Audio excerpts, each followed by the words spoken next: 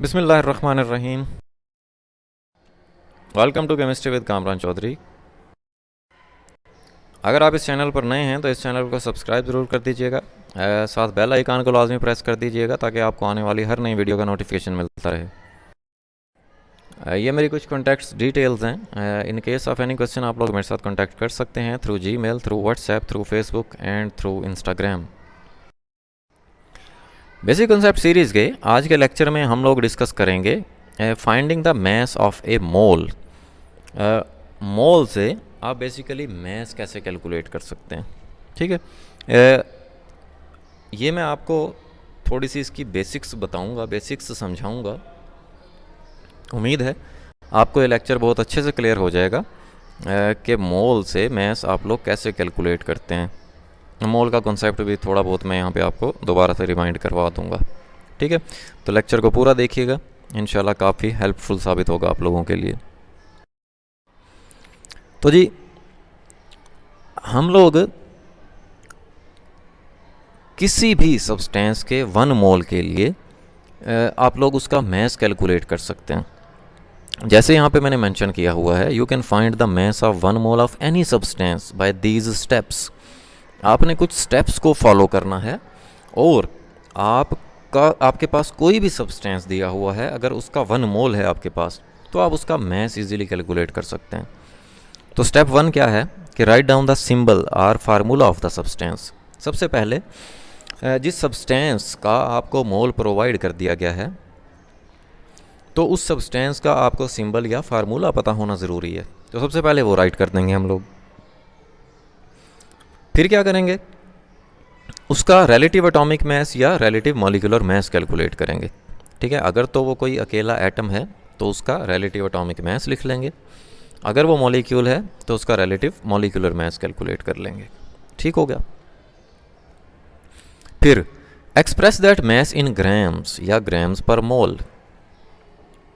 अब वही जो रिलेटिव एटॉमिक मैस या रिलेटिव मॉलिक्यूलर मैस आपने कैलकुलेट किया, वही बेसिकली मैस होगा 1 मोल का उस सब्सटेंस के, जिसके साथ आप यूनिट यूज़ करेंगे ग्राम्स या ग्राम्स पर मोल भी आप यूज़ कर सकते हैं। ठीक है, ग्राम्स पर मोल का मतलब होता है 1 मोल का मैस इन ग्राम्स।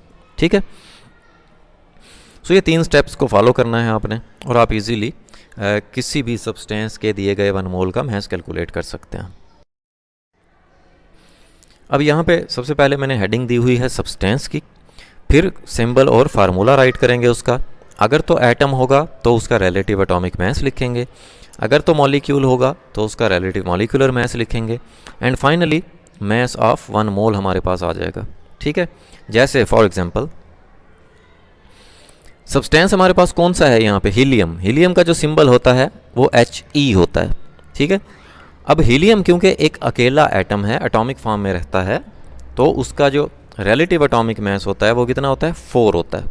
ठीक है, अब हीलियम क्योंकि मॉलिक्यूल नहीं है, ये सिंगल एटम होता है, मतलब अकेला रहता है ये। ठीक है, मॉलिक्यूलर फॉर्म में नहीं रहता। सो इस हीलियम का जो मैस होता है वो कितना होता है, 4 ग्राम्स। ठीक है, या 4 ग्राम्स पर मोल। तो बेसिकली इस हीलियम का जो मैस था वही हमने बेसिकली ग्राम्स में रिप्रेजेंट कर दिया, या ग्राम्स पर मोल में रिप्रेजेंट कर दें तो वो 1 मोल का मैस आ जाएगा। ठीक हो गया, क्लियर हो गया ये। आगे चलते हैं जी ऑक्सीजन के लिए। सब्सटेंस है हमारे पास यहाँ पे ऑक्सीजन, O2, ये उसका सिंबल या फार्मूला है ऑक्सीजन का, क्योंकि ऑक्सीजन जो है वो मॉलिक्यूलर फॉर्म में होता है, O2 की फॉर्म में। ठीक है, एक ऑक्सीजन का जो मैस होता है वो 16 होता है। ठीक है, एटॉमिक ऑक्सीजन का जो मैस होता है, लेकिन यहाँ पे हमारे पास O2 है, मॉलिक्यूल है। ठीक है, 2 ऑक्सीजन है, तो 2 × 16 जो कि 32 बनेगा। अब इसी 32 को अगर आप रिप्रेजेंट कर दें ग्राम्स में, ठीक है, तो ये क्या हो जाएगा, mass of 1 mole of oxygen molecule O2। ठीक हो गया, ये भी आपको क्लियर हो गया होगा। फिर एक और एग्जांपल है इथानॉल। अब इथानॉल का जो सिंबल या फार्मूला होता है वो क्या होता है, C2H5OH। 2 कार्बन, 6 हाइड्रोजन और 1 ऑक्सीजन होता है इसमें। ठीक है, अगर हम अकेले कार्बन की बात करें तो मास 12 होता है, अगर हम एक हाइड्रोजन की बात करें तो एक मास होता है इसका, अगर हम एक ऑक्सीजन की बात करें तो 16 होता है। अब हमारे पास यहाँ पे इथानॉल में 2 कार्बन है, तो 2 को मल्टीप्लाई कर दिया हमने 12 के साथ, टोटल कितना हो गया 24। अब देखें 5 हाइड्रोजन ये आपको नज़र आ रहे हैं और एक हाइड्रोजन ये, तो टोटल 6 हाइड्रोजन है और एक हाइड्रोजन का मास कितना होता है 1, तो 6 मल्टीप्लाई बाय 1 इज़ 6। ठीक, यहाँ पे आपको एक ऑक्सीजन नज़र आ रहा है, एक ऑक्सीजन का मास कितना होता है 16, तो 1 इंटू 16 इज़ 16। तमाम एटम्स के मैसेज को हमने ऐड कर दिया और फाइनली हमारे पास टोटल मास कितना बना 46। अगर इस 46 को हम लोग ग्राम्स में रिप्रेजेंट कर दें, जैसे यहाँ पे मैंने शो किया हुआ है, ठीक है, सो ये बेसिकली हो जाएगा mass of 1 mole of ethanol. ठीक है, इन शॉर्ट कि अगर कोई भी सब्सटेंस है उसका जो मास होता है ना, उसको आप ग्राम्स या ग्राम्स पर मोल में रिप्रेजेंट करते हैं, तो उसी को बेसिकली क्या बोलते हैं, मोलर मास बोलते हैं। ठीक है, कि 1 मोल का मास। ठीक है, तो होपफुली आपको ये लेक्चर बड़े अच्छे से क्लियर हो गया होगा। फिर भी अगर आप लोगों के माइंड में कोई क्वेश्चन है देन आप नीचे कमेंट सेक्शन में मुझसे पूछ सकते हैं। अगर आपको वीडियो पसंद आई है देन चैनल को सब्सक्राइब ज़रूर कर दीजिएगा, वीडियो को लाइक कर दिया करें, शेयर ज़रूर कर दिया करें। Thank you very much for watching this video.